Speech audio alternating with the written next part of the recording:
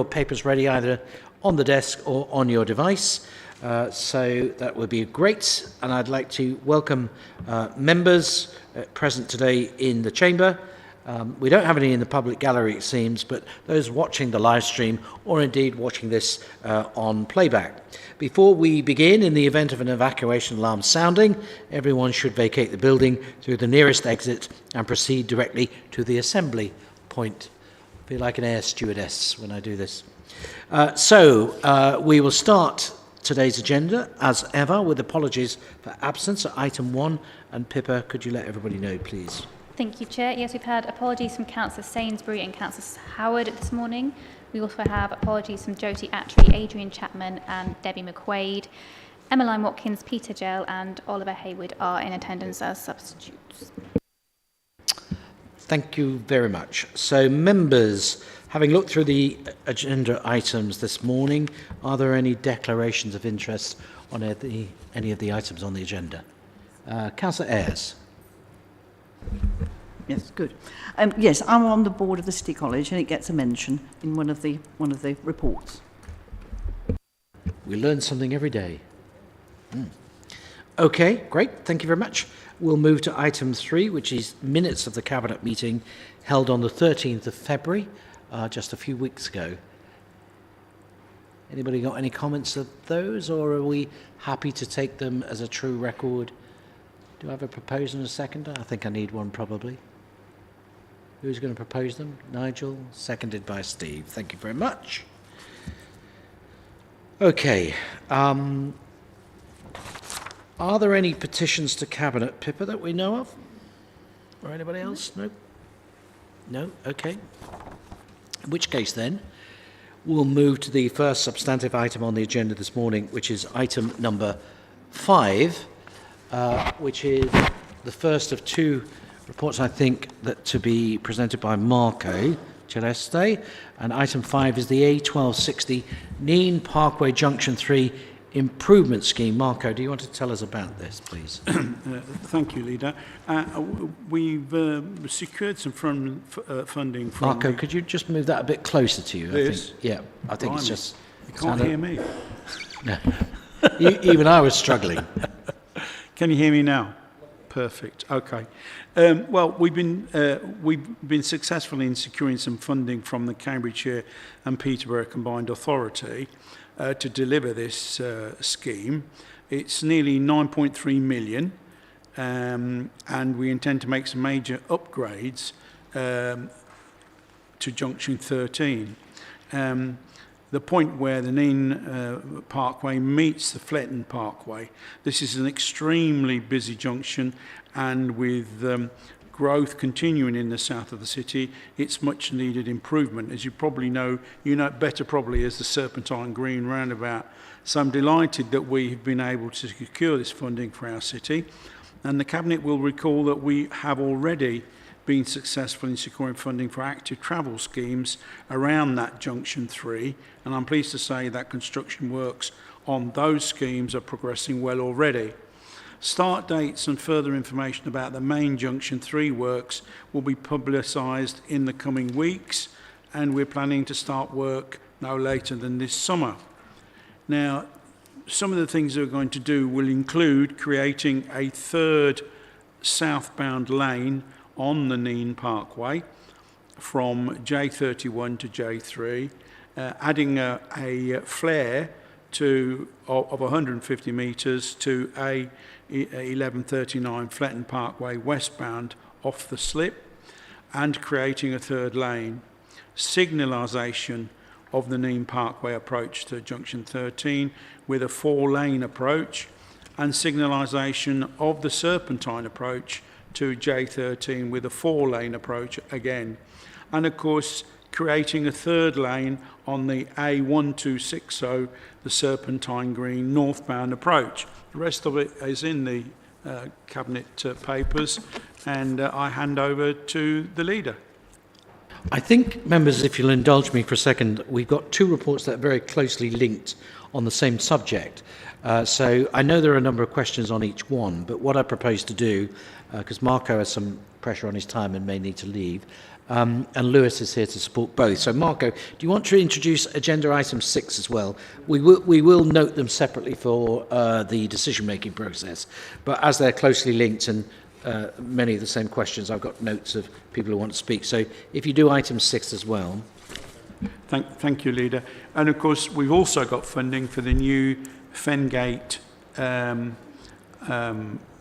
area, and we're going to carry out the following improvements. We'd like to put traffic signalling improvements at the junction of Edgeley Drain Road, Storage Bar Road, Vicarage Farm Road, and in Vicarage Farm Road and Storage Bar northbound approaches. Traffic signal improvements on the J7 of the A1139 Frank Perkins Parkway and Oxney Road, Eastfield Road, and creating a mini roundabout at the Oxney Road and Newark Road junction. Thank you, Leader. Thank you.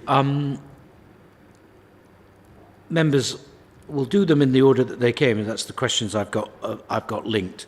But I should start by saying this is a substantial amount of investment in terms of the money involved, over £9.25 million and over £6.5 million on both. So it's good news again that we're making these investments. So in terms of the questions that I've got on item 5, I've got Andy, Nigel and Nicole down to speak, so I'll do them in that order. So Andy Coles first, please.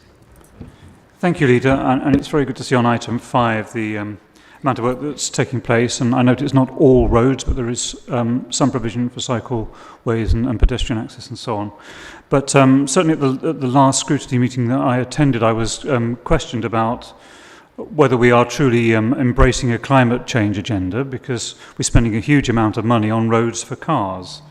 And I'm just wondering if we could have your view on it, Councillor Esty, about or officers indeed, about the value of this spend and how it relates to climate change. Thank you, Leader.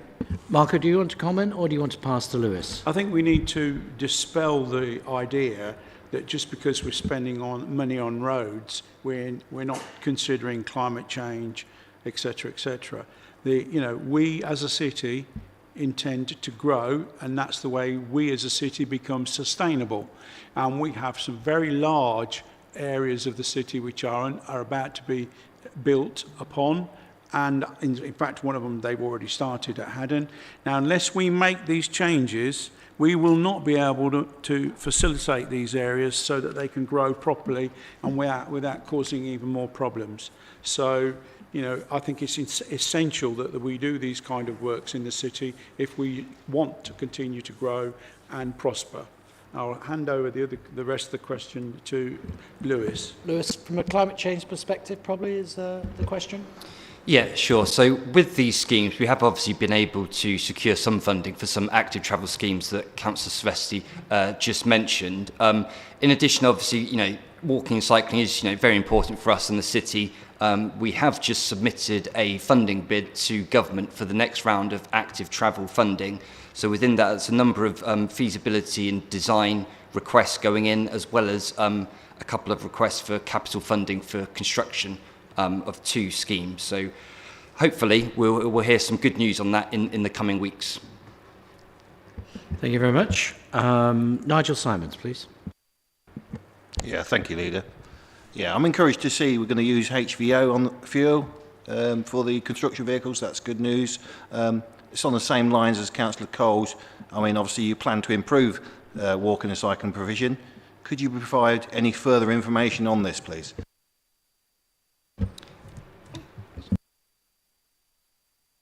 Yeah, happy to take that question. Yeah, so absolutely. So I just mentioned obviously that we've got some funding, or we've put in a request for some additional funding. We've also got what's called our local cycling and walking infrastructure plan that is currently being reviewed at the moment, will be coming to a future cabinet meeting. And that's really setting the blueprint as to where, we as a city, need to prioritise our walking and cycling funding. And obviously with that document approved and endorsed by council, that'll put us in a really good position, I think, moving forward to, to apply and hopefully secure, even more funding for walking and cycling to try and encourage, obviously, more people to choose active travel. And finally on item 5, Nicole Moyo, please. Thank you, Leader. I've got a question pertaining to point 4.7 on page 14 of the report. I understand we have a shortfall of £1 million caused by inflation to the funding provided from government. Could you please clarify how we plan to bridge the £1 million gap and help us understand what impact this is going to have on the delivery of the scheme? Thank you. Yeah, sure. It's, I'm just trying to read it now. It's not actually a £1 million gap. What it's basically is because with this scheme, because it's a major scheme going through the combined authority, we have to go through the business case process.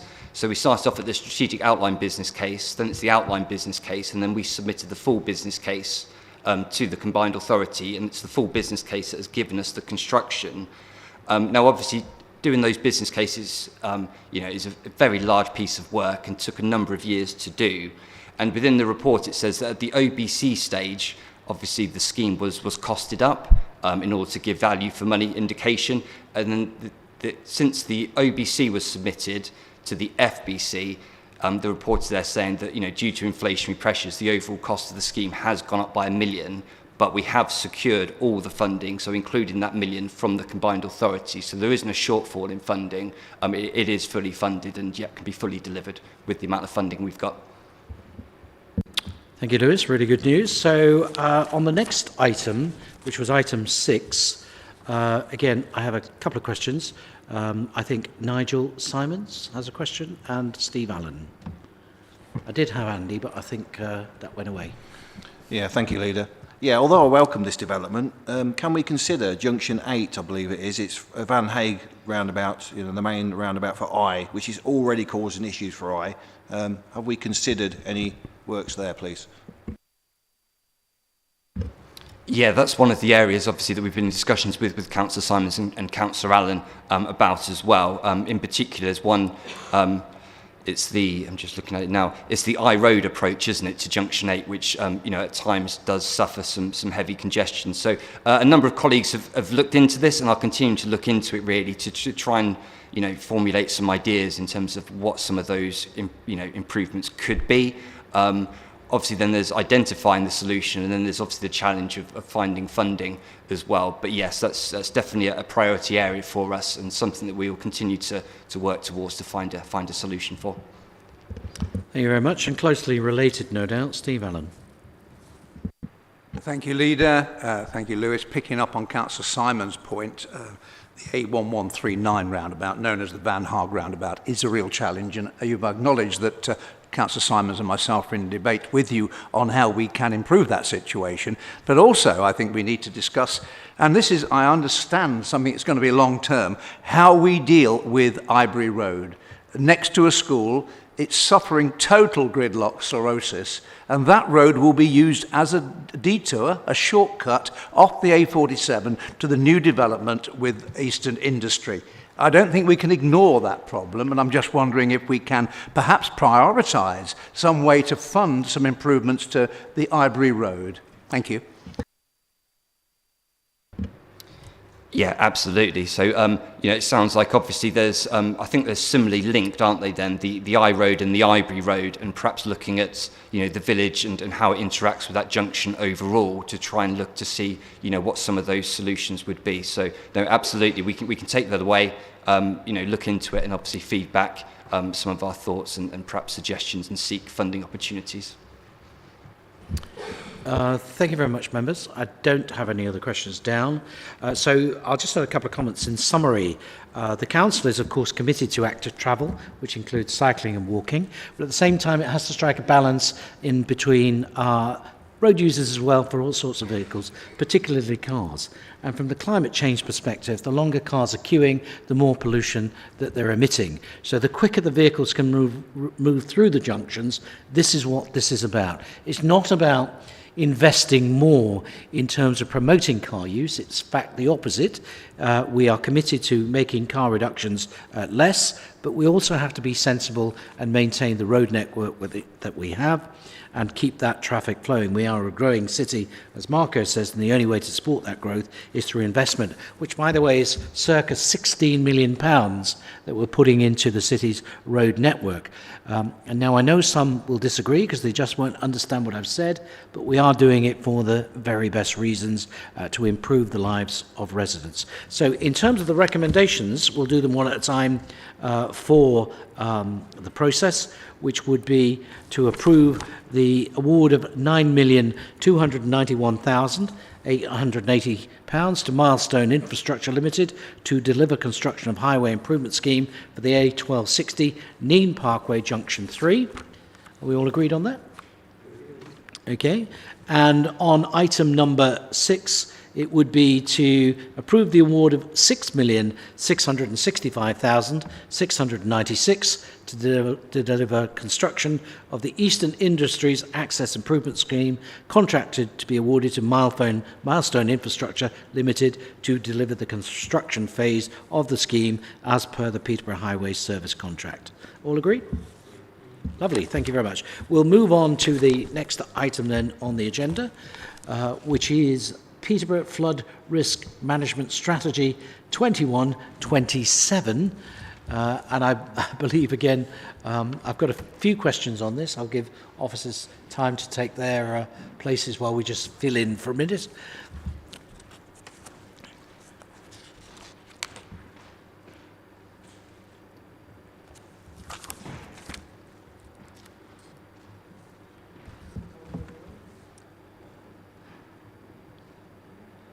So, Councillor Celeste, do you have an introduction to this report, please? I think officers are poised like coiled springs to respond. Just very briefly, Leader. The report before you is an information report so that you're aware of what's going on within the flood risk management strategy.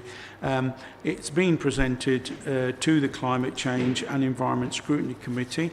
That was on the 28th of February, and the Scrutiny Committee endorsed the strategy for approval. I'm requesting a Cabinet to recommend to full Council that the strategy be adopted. Thank you, Leader. Thank you very much. So, we have Rohit Singh here today as well, and Nick Greaves, yes? Yeah, it's Rohit Singh. Yes, I've got you. I was looking for Nick. He's on the...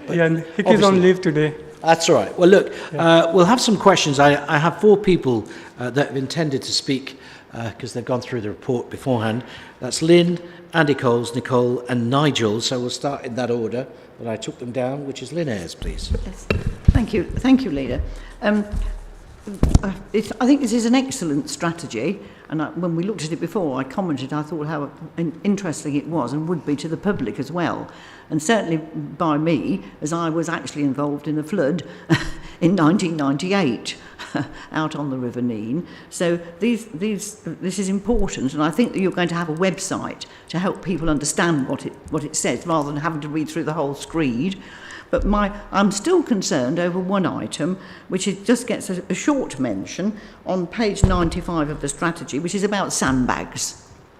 Because I'm still very concerned that because people do believe, I think the public believe, that sandbags will help them. Now, I know that there's an answer here to that, and it's going to be difficult to dispose of them, etc., but I would still like to ask that there is some consideration given to how the public perceive floods, and it will help them if they could have some sandbags, probably, in certain circumstances. I'm not saying all, but anyway, if you wouldn't mind answering that, I'd be grateful. Yeah, we have looked into this issue. With regards to sandbags, although it's not a very perfect solution in terms of preventing flood, because the water can creep, through the sandbags. So, although we are open, minded, and if we have spare capacity, we will try to help people with handbags. But at the same time, what we will be promoting is more robust solutions. For example, areas which have got flooding issues. So we will be promoting, flood resilient constructions in those areas, like in those specific houses. And we are also, in talks with agencies like Flood Re, which government have formed, so they will provide funding to have, installations like floodgates and, flood resistant floors and things like that. So which are more, which will, like even in times of flooding, they can, prevent the property from being damaged. So that is our, approach. So, we will do our best, we will look at the best option. And of course, in terms of emergencies, we can help people with handbags if we have spare capacity, So, yeah. Okay. And I will look into it with the highways, authority. She may have a follow-up. Can I just comment that it would be helpful if you'd put that on the website? So when you get round to making it sort of easier read, something like that would be helpful for the public. Thank you. I will Thank you very that, much. Moving on to the next question from Andy Coles, please. Thank you, Leader, and thank you very much for the report. I'm just wondering whether there might be a small error on table 5.7, page 101, where it gives you a table of the source of flood risk for river flooding and surface water flooding. And in river flooding, it shows the West Ward is affected, but I'm pretty sure what we're talking about here is the bit that came to Fletton and Woodstone Ward, which is south of Thorpe Road. And also it affects on the south bank as well. So I'm just wondering whether that's an accurate detail or whether that's just a bit of an oversight from a previous report when, of course, it was West Ward. And then in terms of the surface water flooding, you helpfully show pictures of the July 2021 flood on page 120. Again, that affected Fletton and Woodstone and Central Ward disproportionately. I appreciate that was what was described as a 1 in 100-year event, but recent reporting I've seen suggests that those sort of events are going to be becoming more and more likely with the climate change issue, and I just wondered if it might be useful to include that area under the surface water flooding as well. Thank you, Leader. Yeah, thank you for your question. So your second question was related to Fletton. It was surface water flooding. There was the July 2021 incident where I think over 200 homes were inundated, and it mainly hit the Thorpe Road area, the Thorpe Lee, and then there was obviously the Borges Boulevard was completely flooded as well. All right, yeah. Yeah, so let me start with your second question. I didn't pick up the first properly, so I will head back to that after this. So, the July 2021 flooding, we have, we have got reports from various areas with regards to flooding, and we had also, instituted an inquiry into that, Section 19, and so our consultants have, reviewed how the flooding occurred, how it and which areas were worst hit, and what was the possible cause of flooding. So whether it was Borges Boulevard or Fletton area, so the main cause of flooding was incapacity in the Anglian water sewers system. So we are, in touch with Anglian Water as to how, we could work on resolving that issue. We are also looking to procure a drainage software, using which we can understand how, the water is flowing in various parts, and what can be the best option. So we have got, and also we are looking at sustainable drainage options, because if we just use the pipes, then we will be mainly transferring water from one area to another and causing flooding downstream. So we are also looking at sustainable options along with our partners like Anglian Water and Environment Agency. So what we intend to create is a retrofitting of sustainable drainage. So that might include providing more capacity in, say, like water course, for example, creating online ponds, or we can create, like basins in green space areas, so that our housing areas are not flooded. So, we are looking at different options to control flooding, and I have already had site visits to various areas in Peterborough.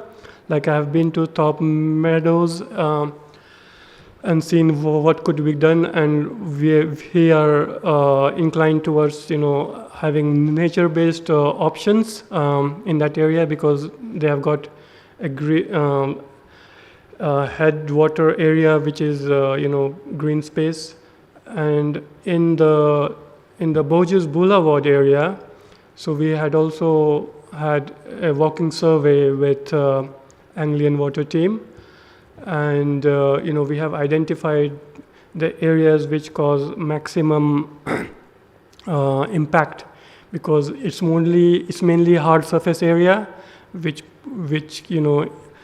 creates a huge volume of flows, and that travels very quickly. So we are also looking at providing permeable paving, because the station car park is a very large car park area, and so we are in talks with them if we could provide permeable paving, or we can provide bioretention areas along the sidelines. So we are looking at different options, and as part of this, as part of our action plan, in the next 5 years, we intend to apply the sustainable drainage options in these areas to create a more water sensitive landscape in these areas. Rohit, I think we've probably got enough of the flavour there. Otherwise, the level of detail here, I think if Councillor Coles needs anything else, I'm sure he'll come back to you. On the first point, I think it's just a description error. In the report, it refers to West Ward, okay, which is now Fletton and Woodston Ward.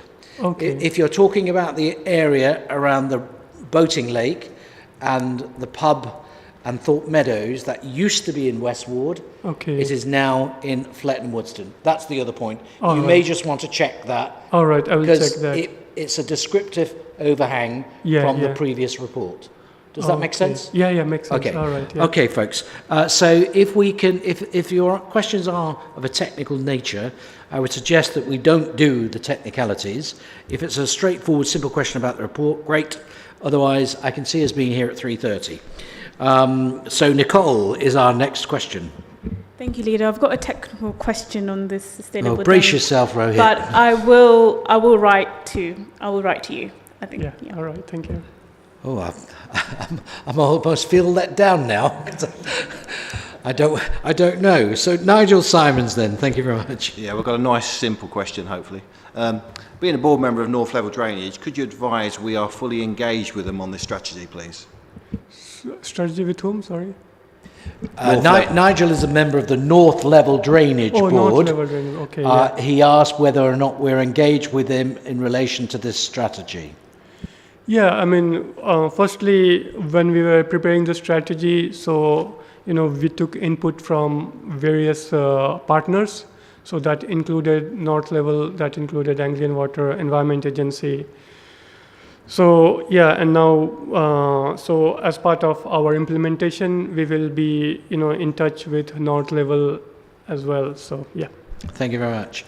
That's all the questions for you, Rohit, at the moment. Right. Unless somebody pulls one out the bag here now, just to make up the numbers. Otherwise, we're fine, I believe. Very comprehensive report, very important work. So, members, as recommended, that Cabinet to recommend to full Council, approve the updated Peterborough flood risk management strategy. Is all that agreed? Thank you very much, Rohit. You are free to go, and I'll go and check on some of those details, no doubt, for Councillor Coles. Okay, so we'll move on to the Household Support Fund Round 4, which is pages 159 to 168. And I think, oh yes, we've got, we have the relevant officer, which is Matt, I think, in place. And Lynn, you're introducing this, aren't you? Yes, I think so. No? I think we decided. It's all right, we tossed a coin beforehand. And it has got two cabinets. I think Lynn won the toss. And there are a couple of questions on this, I believe. So Lynn, if you want to, I'm sure you can say this page and a half or whatever it is, introduction. I shall do my best. Yeah, sure. Okay. And the report does confirm the extension, I'm pleased to say, of the Household Support Fund for an additional 12 months from April 2023 And this will be the fourth round of government funding, which had totalled £1 billion nationally, of which 3.65 million has been ring-fenced for Peterborough. And as with previous rounds of the fund, the government guides has asked us to focus on those households most in need, particularly those with children, pensioners and households with a disability who are struggling with energy, food, water and other essentials. There's sort of three areas which it will cover, and the report sets out our ambition to further position the Household Support Fund alongside our wider cost of living support offer, to include access to recently procured debt and benefits advice, for example, through the Citizens Advice of Peterborough, and links to other help that residents might be able to receive that helps them make long-lasting positive change to their situations rather than just short-term voucher giving. And the most recent round of the fund has reached over 15,000 households in the Peterborough Authority and disseminated over 36,000 individual vouchers, items and incidents of practical support, which is helping those that are struggling most mitigate the physical and mental effects of the crisis. Thank you. Thank you. So Ray Bisbee wants to ask a couple of questions. Thank you, Leader. There you are. I have a couple of questions. Lost you for a moment there, Ray. Yeah, I'm used to sat next to Lynn, but thank you very much, Leader, for this. One thing I've been looking at through this is the costs of things are rising, as everything is at the moment. This is fantastic for people that need it, but the admin costs, they must be rising. So I want to know, are the administration costs actually impacting on the money that's going out to the community? First of all, thank you. So, Matt. Inevitably, yes, and I think we'd set a very low admin cost in the previous rounds of the scheme. I think it's really, really important to iterate that without the right admin in place, we can't be effective or as effective of getting this money to the right places, and that's really, really important. So we want to make sure that we don't waste a penny of this money, where we have seen people who've come back time and time again who may not necessarily need it. So we really do need the right administration in place. We need the right systems, the right processes, which is why I've set the amount at around about 10% of the fund rather than what it was previously 5%. Thank you. Thanks, Ray. You have another question? Yes, please. Thank you very much for that answer. The other thing is that a lot of this stuff is being actually delivered by volunteers, and sometimes it can become fatigue, volunteers. So I was just wondering if you've been contacting them, because it is another year long, and are they willing and available to actually continue that support? Yeah, it's a great question. We're really cognizant of the fact that people have been giving their time and their effort right the way through the pandemic and beyond into the cost of living crisis. The reason why we've allocated around £500,000 in the trusted partners and the community hubs element of this fund is specifically to recognise that fact, and we're bringing those groups together in a network for support, to support them and to support their organisations and to train them to give them the right support that they need as well to help us, because without them we can't be as impactful as we'd like to be, and it's important because the fund needs to reach out as widely as it possibly can into those communities. Thank you. Thank you. A late addition to the questions. Steve Allen. Thank you, Leader, and this does fall under my portfolio. I share the portfolio with Lynn effectively on this item. Matt, we have had conversations in the past about the difficulty of getting the funding through to the third age, to the old age pensioner cohort, and I'm just wondering if you would reassure Cabinet that we are on top of that this time round with this tranche. Yes, Councillor Allen, I can reassure Cabinet. We've got a really good working relationship with Age UK, and as well as that, some of the wider cost of living work that we're doing is working directly internally with our adult social care and adult early help teams.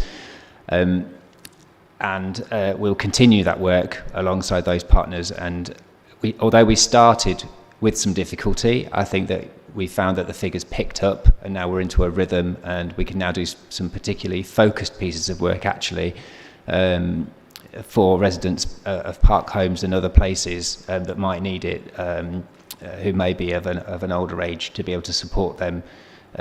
Also those people that might not be as computer literate as well, in terms of, and we're thinking about accessibility. So absolutely, we're working with those partners. Thank you. Thank you very much. I don't see any other questions, so I'll just make one comment, just because it's often mooted that what is government doing to help people in times of crisis? And this is one of those things that the government, the Conservative government, is doing to help people in need. And I'm pleased that this Conservative Council is helping to facilitate the distribution of these much needed funds. So everybody's playing their part. So I just want to make it clear that, you know, when people ask what are the council doing, what are the government doing, this is a good example of what government and council can do together. So we'll move on to the recommendations then on page 159. They are as laid out before you. I won't detail them. There are two of them, but we're happy to approve and accept those. Agreed. Thank you very much. That indeed was item 8. We'll move swiftly on to item number 9 then. And that is one for John Howard, ordinarily, but he's not here today. So I think Oliver will be here to support this. It says Debbie McQuaid on my thing, but this item is to request the approval to extend funding for the City College Peterborough to continue delivering day opportunities and supported employment services to people with a learning disability and or autism from the 1st of April 23 to the 31st of March 25, which is a 2-year extension with a value of £3,656,914. It's recommended to allow an in-depth financial review and any subsequent market development for potential competition. It should be noted that this is an interdepartmental agreement that is currently delivering a quality service to 106 people with eligible care and support needs and a further 43 without eligible care and support needs in a preventative manner. A focus for the length of the new agreement, including measurable plans and targets, will be to increase the number of people with a learning disability or autism obtaining paid employment through support of the service. So that's my introductory piece, and I understand that Nigel and Andy have questions on this. Nigel Simons, please. Yeah, thank you, Leader. I do, yeah. I'm responsible for Westcombe Engineering, which is a PCC department. Could we please look at engaging with the organisation with regarding employment opportunities with people with learning disabilities? Westcombe are very keen on doing other activities other than engineering, so could we look at engaging with them, please? I think it's Oliver. I'm guessing it is, but I'm not bothered who answers. Yeah, so absolutely. So in short, yeah, absolutely, we will do. We'll take an action out of this to meet with Westcombe to take that forward. Yeah, if we can make a particular point, as I say, as an action from today's meetings, officers, that a meeting takes place to discuss that and reports back to Cabinet on the outcome of that discussion. Yep. Okay, and then Andy Coles, please. Thank you. I'm just really interested. I have the skills portfolio, of course, for the Combined Authority. I have a Review and Scrutiny Committee, which is about how the City College is delivering employment opportunities for the cohort that we're talking about. How good are they at doing that? Or are we expecting that a number of them won't be able to find employment as a result? Thank you, Councillor Coles. So the City College is actually delivering employment very well. It has, as with most organisations during COVID, taken a dip and is beginning to recover from that dip. What we are and want to do in the next couple of years is to bolster that opportunity to increase employment by adding to how we manage the referral pathway. So in other words, getting more people to take those services, but also improving how we develop the skills to enable people to get into employment. Lovely. Ooh. I believe that we pause for a moment as the Chief Executive wants to impart some information to us. just wanted to pick up the comment around employment support for learning disability generally. I think if Debbie was here, she's championing this one now, but I think it's fair to say there is scope for improvement. And I think it's now we are as a council having a fresh look at our skills and employment offer. There's a new skills board being proposed, and that will be coming back into cabinet shortly around that skills offer. But I think it's fair to say, joining up various elements across the council, I think there's a lot more we can do around that skills employment offer for people with a disability, and including employment support within the council and apprenticeships as well. Just to add to that, I sit on the employment committee, as do a number of members of the Conservative group and other parties as well.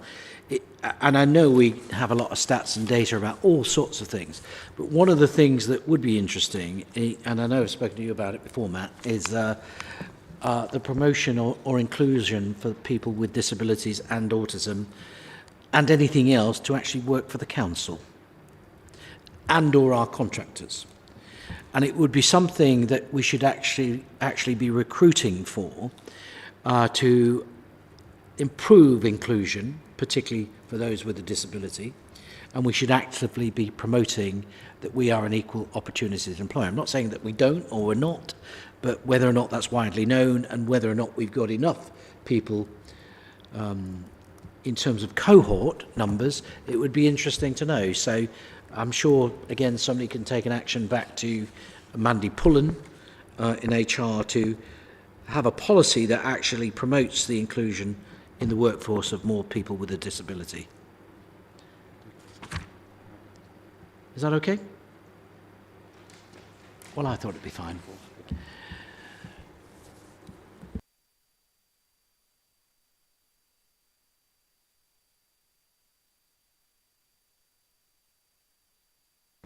Okay, we're all agreed on what we just heard today? Agreed. Thank you very much.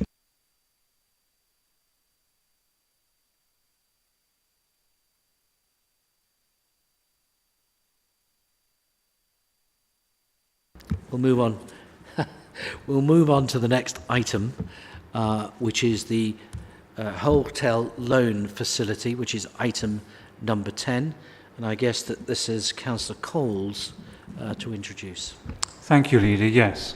In September 2017, Cabinet approved a loan facility of £15 million for the construction of the Hilton Hotel on the Fletton Quays site. The Hilton Hotel is a fantastic asset for the city and provides confirmation that Peterborough is a place people want to visit for both work and for leisure. Previous extensions to the original loan facility have been granted, and the current extension expires on the 31st of March 2023. Profiteer, the hotel's construction company, approached the council in January to seek a further extension. While the project is progressing well at the moment, the delays in completion are due to a number of external factors, including COVID and the general shortage of labour and materials in the construction industry following COVID. External advice has been taken from the council's financial advisors, who have confirmed that current market conditions as set out by Profiteer at the January meeting still pertain. The council's quantity surveyor continues to have monthly meetings on site, and he reports that the site and construction are managed well and progress is good despite the delays. You might have seen, members, that the scaffolding's come down, which is a really nice thing to see. Profiteer have requested an extension to the 31st of December 2023 to enable completion of the hotel during the summer, and also to allow for a 3-month period to refinance the loan in the marketplace. The loan is provided at a commercial rate of interest by the council, and the rate has been amended to reflect the current financial market conditions.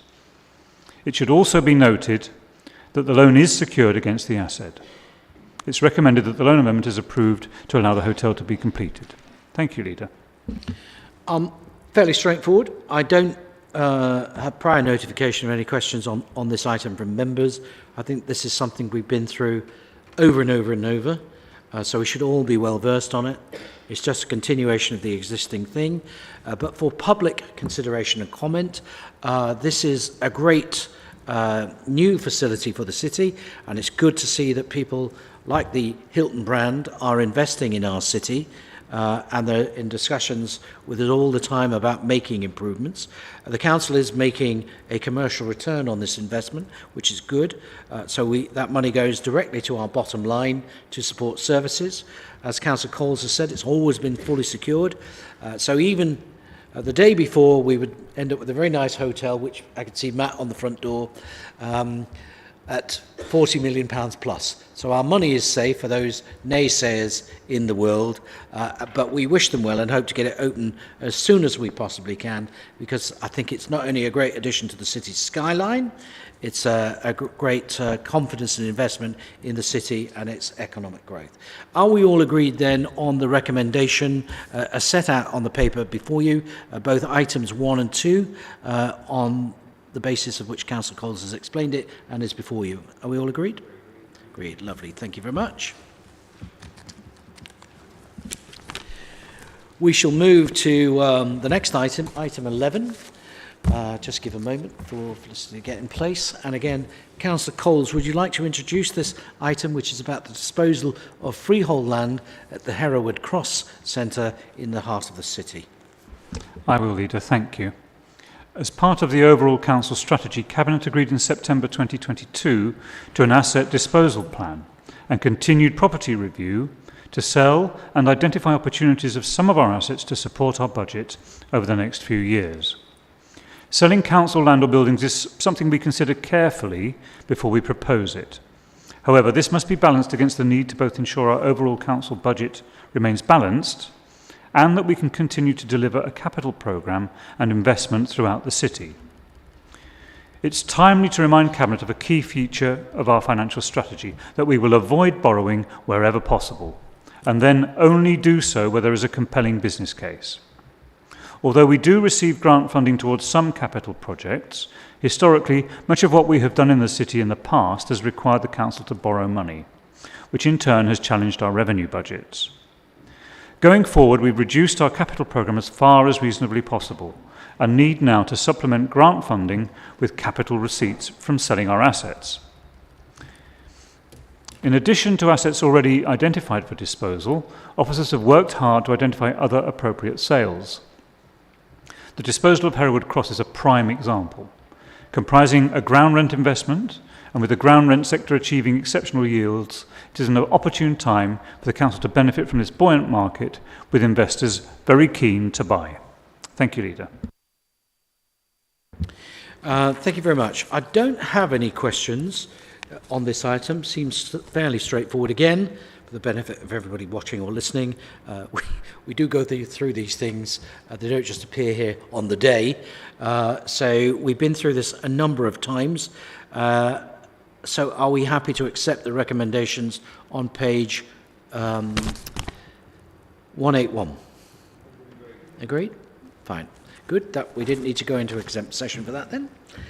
And again, we'll move on swiftly to the next item, which is item 12, which is the award of the insurance contract, which I do believe I have a couple of questions for in a minute, but providing we don't discuss any of the contractual details, again, we won't need to move into exempt session.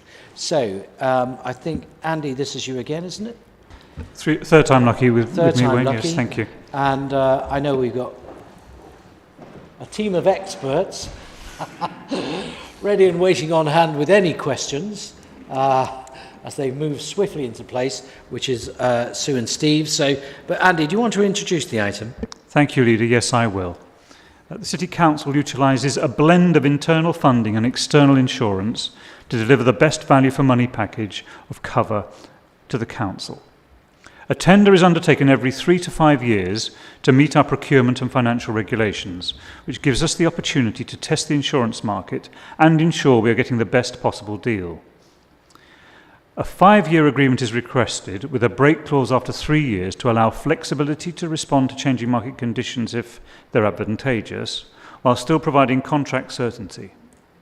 Insurance is also arranged for Peterborough Limited, and so their required covers were included within this tender.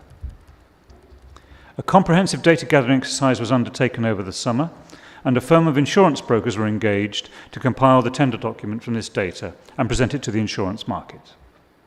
To maximise potential savings, the insurances were split into 6 different lots, to allow smaller insurance companies and providers of engineering inspections to bid for just their specialist areas. A package discount lot was also included to allow the council to benefit from savings generated by placing all the lines of business with just one insurer. The insurance market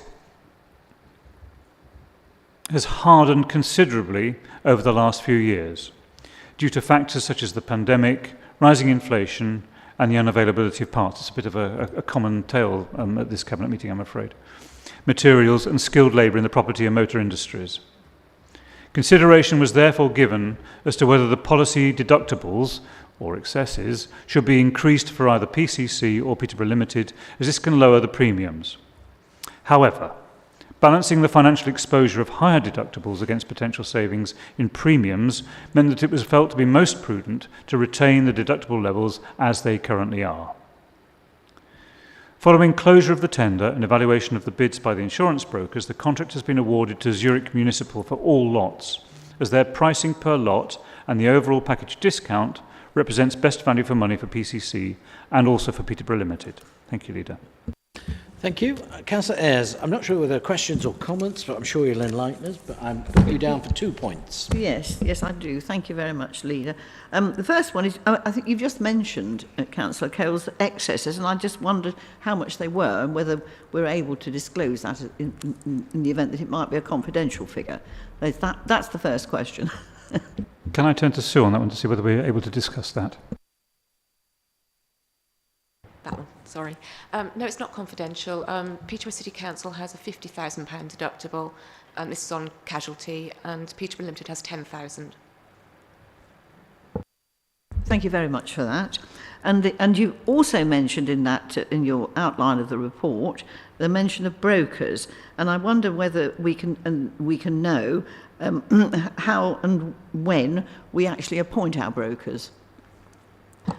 We do a procurement for the brokers, and we do that every 5 to 7 years. So we do it for 5 initially, then a break clause, and extra 2 if we want to.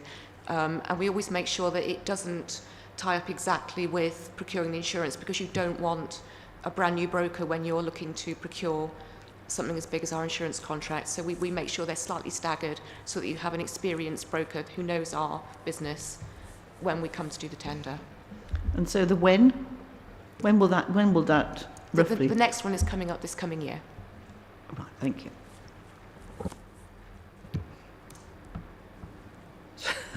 I was trying to work out whether that's December or whether we mean financial year. Sorry, in 2023, later this year. Fine, okay. Right, thanks. I don't have any more questions that I've been notified about, so I'm happy to move to the recommendations on page 191. As listed before you in our papers today, are we all happy to agree that? Lovely. Then moving on swiftly to the final item, which is item 13, a monitoring corporate performance report, which seems to be me. But I'll let Ray's coming round.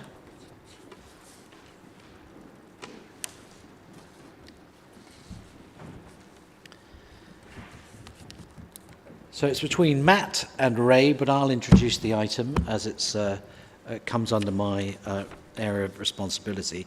So last autumn, full council approved the corporate strategy and city priorities, setting out our direction of travel and priorities, something we've spoken about a lot in council.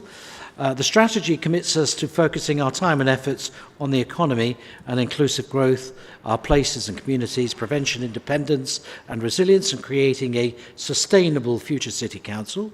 As part of our transformation plans for the council and service delivery, which we are well on the way towards achieving, we are now working on detailed service delivery plans, which include key performance indicators targets for 23-24. We can then monitor our performance and improvements against these KPIs and measure our outcomes and the progress we make in our city. I should add that many areas of the council already have agreed sets of KPIs which they monitor regularly. This is about ensuring performance is being monitored across the board and that our KPIs are effective and giving us the information we need. While we are defining our performance measure in more detail, Cabinet has asked for an update on the Council's overall performance and our direction of travel around our city priorities, and this is presented to you today.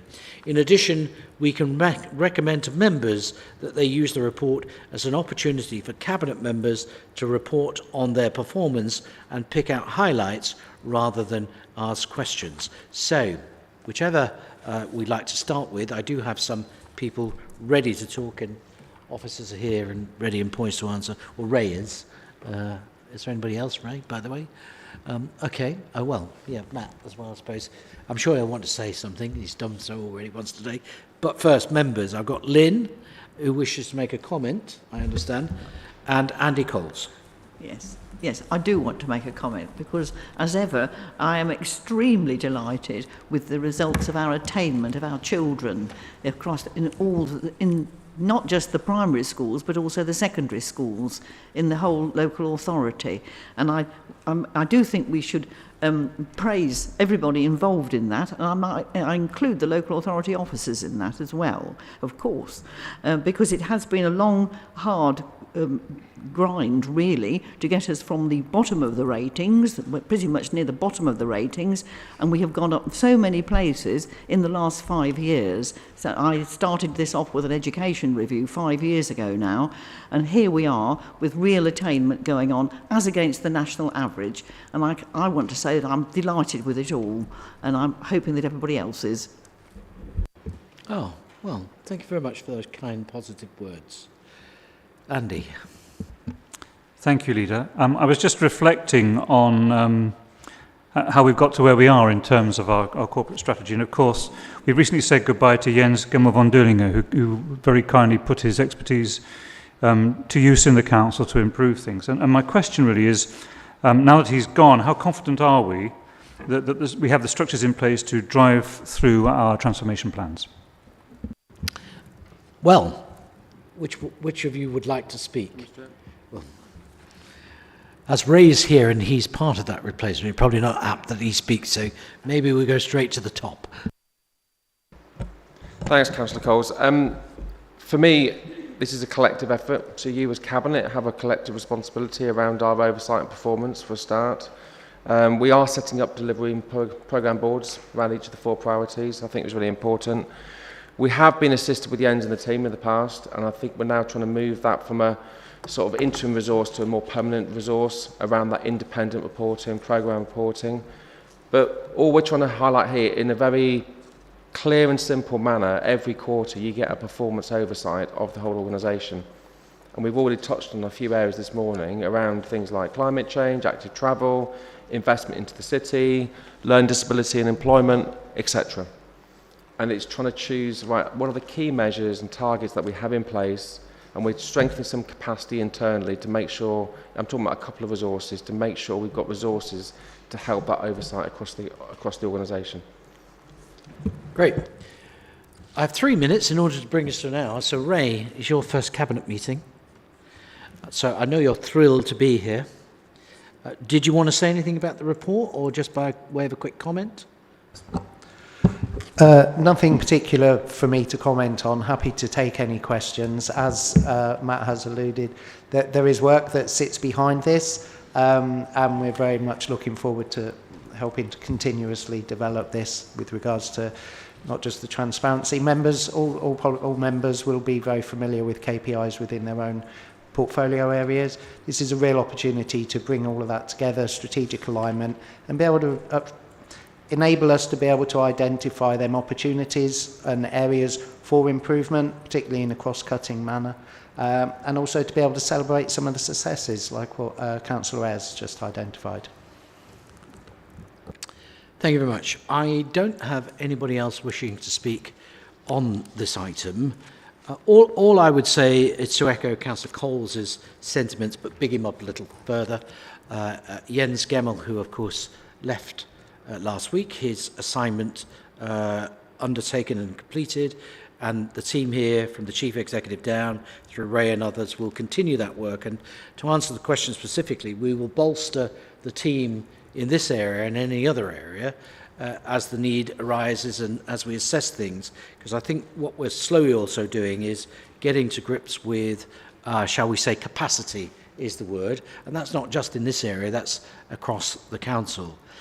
So other than that, on this report, are we happy to accept, we just note it? We're all agreed on that? Agreed. Okay, well that brings us to the end of today's meeting. I'm not sure if we have anything else before Purda kicks in. So business will be somewhat truncated. I think we've got one more cabinet, which is an extraordinary meeting, just to get some business in so we don't fall foul of the rules. And that, my friends, thank you all for your coming. It is exactly 12:15, and that was an hour, so well done to everybody. Thanks to all the officers that took part, for all their efforts and reports, and I bid you good day if you're going.